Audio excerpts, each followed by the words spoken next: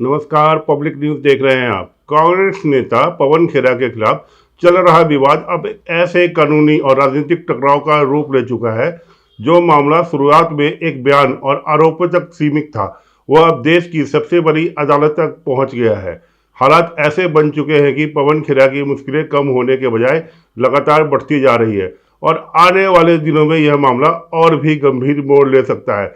पवन खेरा को जेल भी जाना पड़ सकता है। दरअसल पूरा विवाद उस वक्त शुरू हुआ जब पवन खेरा ने एक प्रेस कॉन्फ्रेंस के दौरान असम के मुख्यमंत्री हेमंत बिस्वा शर्मा की पत्नी रिंकी भुइया शर्मा पर गंभीर आरोप लगाया। उन्होंने दावा किया कि उनके पास कई विदेशी पासपोर्ट है और विदेशियों में संपत्ति है, जिसे कथित तौर पर सार्वजनिक नहीं किया गया। पवन खेरा ने हेमंत बिस्वा शर्मा और उनकी पत्नी को बंटी और बबली तक कहा। यह आरोप सामने आते ही राजनीतिक गलियारों में हलचल मच गई, लेकिन जल्द ही इन दावों को गलत और निराधार साबित किया गया, जिसके बाद मामला पलट गया और कानूनी कार्रवाई शुरू हो गई। असम में इस पूरे मामले को लेकर एफआईआर दर्ज की गई और पुलिस ने जांच शुरू कर दी। जैसे जैसे मामला आगे बढ़ा, गिरफ्तारी की आशंका भी बढ़ने लगी। पवन खेरा इधर उधर छुपने लगे। गिरफ्तारी होने के डर से पवन खेरा ने राहत के लिए अदालत का रुख किया और उन्हें तेलंगाना हाई कोर्ट में 1 हफ्ते की ट्रांजिट जमानत मिल गई। इस फैसले ने उन्हें अस्थायी राहत जरूर दी, लेकिन इसके बाद कई शर्तें भी जोड़ी गई। जांच में सहयोग करना, बिना अनुमति के देश छोड़ना और मामले में जुड़ा कोई भड़काऊ भाषण न देना। वहीं गुवाहाटी में एफआईआर दर्ज होने के अगले ही दिन असम पुलिस ने पवन खेरा के दिल्ली स्थित आवास पर दबिश भी दी थी, लेकिन वह वहां नहीं मिले। तब खुद असम के मुख्यमंत्री हेमंत बिस्वा शर्मा ने मीडिया वालों को बताया कि पवन खेरा हैदराबाद भाग गए हैं। बाद में खेरा ने कांग्रेस के राज्यसभा सांसद और वकील अभिषेक मनु सिंघवी के माध्यम से तेलंगाना हाई कोर्ट में अग्रिम जमानत की गुहार लगाई। तेलंगाना हाई कोर्ट ने 10 अप्रैल को उन्हें 1 हफ्ते की ट्रांजिट अग्रिम जमानत देते हुए उन्हें असम की संबंधित अदालत में जाने का आदेश दिया। लेकिन कहानी यहाँ भी खत्म नहीं हुई। असम सरकार ने इस राहत से संतुष्ट नहीं दिखी। मुख्यमंत्री हेमंत बिस्वा शर्मा ने पहले ही सख्त रुख अपनाते हुए साफ साफ कहा था कि अगर मेरी पत्नी ने कोई गलत काम किया है तो उन्हें गोली मार दो और जिसने झूठ बोला है उसे जेल में डालो। वे इस मामले को छोड़ने वाले नहीं है। उनका कहना था कि चाहे पवन खेरा कहीं भी छुप जाए, कानून अपना काम करेगा और असम पुलिस उसे ढूंढ निकालेगी और पवन खेरा का पेरा बनेगा। उनके बयान के बाद साफ हो गया कि यह सिर्फ कानूनी मामला नहीं बल्कि एक राजनीतिक टकराव भी बन चुका है। इसके बाद मामला और गर्मा गया जब असम सरकार ने सीधे सुप्रीम कोर्ट का दरवाजा खटखटाया। असम सरकार ने तेलंगाना हाई कोर्ट के अग्रिम जमानत देने के फैसले को चुनौती दी है। असम सरकार ने सीजीआई जस्टिस सूर्यकांत से इस मुद्दे पर सुनवाई करने की गुहार लगाई। असम सरकार की दलील है कि खेरा ने जानबूझकर फर्जी दस्तावेज के आधार पर एक महिला और संवैधानिक पद पर बैठे व्यक्ति की छवि धूमिल की है, इसलिए उन्हें दी गई राहत रद्द कर देनी चाहिए। अब यह पूरा विवाद सुप्रीम कोर्ट के सामने है, जहां से आने वाले फैसला पवन खेरा के भविष्य को तय कर सकता है। इधर इस पूरे मामले में मुख्यमंत्री की पत्नी रिंकी भुइया भी सामने आई और उन्होंने पवन खेरा के आरोपों को पूरी तरह झूठा बताया। उन्होंने कहा कि भारत में दोहरी नागरिकता की अनुमति ही नहीं है। ऐसे में 3 पासपोर्ट होना का आरोप पूरी तरह बेबुनियाद है। रिंकी भुइया ने कहा कि आज के दौर में व्हाट्सएप और एआई के जरिए किसी को भी बदनाम करना आसान हो गया है। कांग्रेस जैसी पुरानी पार्टी इस तरह की सत्ता और घटिया हथकंडे अपना रही है। उन्होंने आरोप लगाया कि जो लिंक और दस्तावेज खेरा ने दिखा रहे हैं वे पाकिस्तान सोशल मीडिया ग्रुप द्वारा फैलाया गया भ्रम का हिस्सा है। स्पष्ट किया गया कि उन्होंने व्यक्तिगत रूप से मानहानि और जालसाजी की एफआईआर दर्ज कराई है। उन्होंने होम मिनिस्ट्री से भी अपील की है कि उनके पासपोर्ट की स्थिति स्पष्ट की जाए ताकि दूध का दूध और पानी का पानी हो सके। उन्होंने यह भी कहा कि इस तरह के आरोप न केवल राजनीतिक है बल्कि उनकी छवि को नुकसान पहुंचाते हैं, बल्कि समाज में गलत संदेश भी फैलाते हैं। मामले ने तब तूल पकड़ लिया जब मुख्यमंत्री हेमंत बिस्वा शर्मा ने बेहद आक्रामक भाषा में प्रतिक्रिया दी। उन्होंने साफ कहा कि यह मामला सिर्फ पवन खेरा तक सीमित नहीं रहेगा और इसकी जिम्मेदारी ऊपर तक जाएगी। उनके बयानों ने इस पूरे विवाद को और ज़्यादा राजनीतिक रंग दे दिया।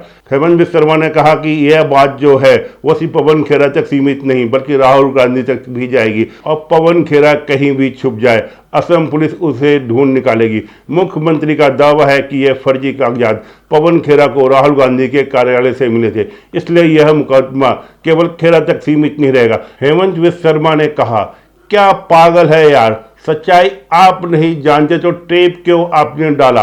आपको पूछना चाहिए था पहले। पागल है क्या ये लोग? मैं एक एलिगेशन आया, पहले आपको फॉरेन मिनिस्टर से पूछना चाहिए था कि नहीं चाहिए था कि यह एलिगेशन हमको मिला है। सार्वजनिक करने से पहले आप थोड़ा हेल्प कीजिए। आप पहले लोगों को मारोगे फिर बोलोगे नहीं नहीं मेडिसिन क्या होगा, मैं पूछ के दूंगा। क्या पागल जैसा खरगे जी का उम्र हो गया है, अभी भी पागल जैसा बातें कर रहा है। आप लोगों को जलील करेगा और लोगों को बेइज्जत करेगा और फिर बोलेगा हमने फॉरेन मिनिस्टर से पूछूंगा। तुम्हारा दामाद है क्या? तुम्हारा दामाद है क्या फॉरेन मिनिस्टर? पहले झूठ मूठ कागज क्यों लाया? पहले जाके फॉरेन मिनिस्टर से क्यों नहीं पूछा कौन है ये खरगे? अब ये लुक्का छुपी का खेल खेल रहा है। अरे कहाँ असम पुलिस को नहीं जानता, पाताल से भी उखाड़ ले आएगा। कहाँ मिलेगा पवन खेरा? असम लिट्स बर्फुक्कन का देश है, कौन सा पवन खेरा? पाताल में भी रुकेगा तो हम उठा के ले आएगा। तुम बताओ ये कागज तुमको किसने दिया? मेरा डाउट है ये कागज राहुल गांधी दिए थे। सो ये मुकदमा राहुल गांधी तक जाएगा और हमें डरवाने की कोशिश मत करो। यह असम है, हमने 17 टाइम इस्लामिक इन्वेशन के खिलाफ लड़ाई लड़ा है। हम अलग दुनिया से आए हुए बंदा है। ये खेरा हार गया, लेकिन कांग्रेस लोग फालतू है, अक्ल नहीं है। राहुल गांधी भी पागल है, यह पवन खेरा उससे भी ज्यादा पागल है। वहीं जब एक पत्रकार ने पूछा लीगल एक्शन क्यों लिया, हेमंता ने कहा लीगल एक्शन तो चलेगा, लेकिन एक और एक्शन मैं लेने जा रहा हूं, बाद में बताऊंगा। पवन खेरा को मैं पवन पेरा बना दूंगा, थोड़े दिन इंतजार करो। मतलब हेमंत शर्मा बिल्कुल भी छोड़ने के मूड में नहीं है। आपको बता दें कि कांग्रेस ने जब पवन खेरा ने 5 अप्रैल को आरोप लगाया था कि असम के मुख्यमंत्री की पत्नी रिंकी भुइया शर्मा के पास कई देशों के पासपोर्ट और विदेश में प्रॉपर्टीज है, जिनका खुलासा राज्य में 9 अप्रैल के विधानसभा चुनाव के लिए मुख्यमंत्री के चुनाव हलफनामे में नहीं किया गया। पवन खेरा के खिलाफ मामला गुवाहाटी अपराध शाखा के पुलिस थाने में BSNS की कई धाराओं के तहत दर्ज किया गया, जिसमें धारा 175 यानी कि चुनाव से संबंधित झूठा बयान, 35 और 318 शामिल है। और जिस तरीके से असम के मुख्यमंत्री हेमंत बिस्वा शर्मा की पत्नी के खिलाफ ये आरोप लगाए गए, तो खुद रिंकी भुइया भी मीडिया के सामने आई, जहां उन्होंने न सिर्फ पवन खेरा पर ताबड़तोड़ हमले बोले, बल्कि उन्होंने कांग्रेस पर भी सीधा प्रहार किया।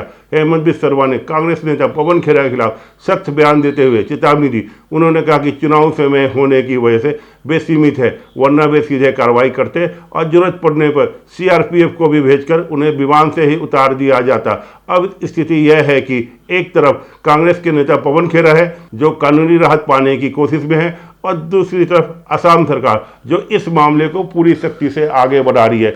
सुप्रीम कोर्ट में दाखिल याचिका के बाद पवन खेरा की राहत पर खतरा मंडराने लगा है। अगर सुप्रीम कोर्ट हाई कोर्ट के फैसले को पलट देता है तो उनके सामने गिरफ्तारी के अलावा और कोई रास्ता नहीं होगा। यह मामला सिर्फ एक कानूनी विवाद नहीं, बल्कि आने वाले समय में एक राष्ट्रीय राजनीति में भी बड़ा मुद्दा बन सकता है। भाजपा और कांग्रेस के बीच पहले से ही चल रही टकराव की राजनीति में यह मामला एक नया अध्याय जोड़ सकता है। इस पूरे घटनाक्रम ने यह भी दिखाया है कि आज के समय में नेताओं के बयान कितने तेजी से कानूनी विवाद में बदल सकते हैं। एक बयान, एक आरोप और फिर उसके ऊपर कानूनी कार्रवाई, यह सिलसिला अब आम होता जा रहा है। अब सबकी निगाहें सुप्रीम कोर्ट पर टिकी हुई हैं। यहाँ से आने वाला फैसला यह तय करेगा कि पवन खेरा को राहत मिलती है या उनकी मुश्किलें और बढ़ जाती है। फिलहाल इतना तय है कि यह मामला अभी खत्म नहीं हुआ है, बल्कि आने वाले दिनों में और भी मोड़ ले सकता है। धन्यवाद। ताज़ा खबरों से जुड़े रहने के लिए हमारे चैनल को सब्सक्राइब करें और बेल आइकन को दबाना ना भूलें, ताकि हर खबर की नोटिफिकेशन आपको मिलती रहे।